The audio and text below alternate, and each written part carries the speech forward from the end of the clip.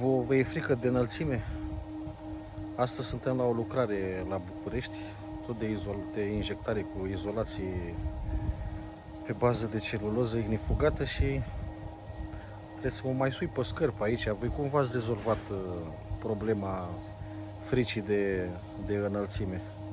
Dați-mi și mie niște sfaturi dacă ați rezolvat problema asta.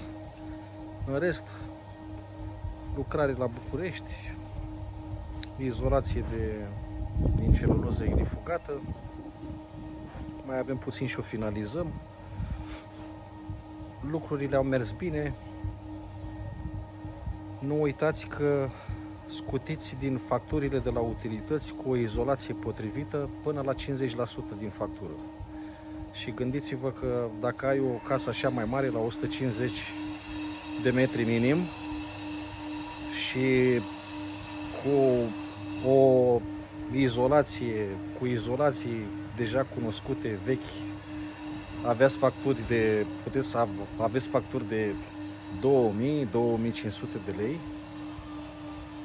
Cu izolația pe bază de celuloză puteți să ajungeți undeva la între 1000 și 1500 de lei factura maximă.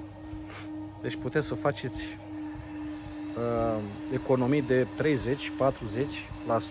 lejer și dacă faceți un calcul, puteți constata că vă amortizați investiția undeva la 3 ani lejer. În rest, avantajele celulozei față de alte materiale vi le-am tot spus și le vedeți în clipurile anterioare. Aveți nevoie de izolație prin celuloză ignifugată pentru clădirea casa voastră, dați-ne telefon, venim la voi, măsurăm, luăm decizia cea mai corectă, prețul cel mai bun și vă facem o lucrare cu garanție.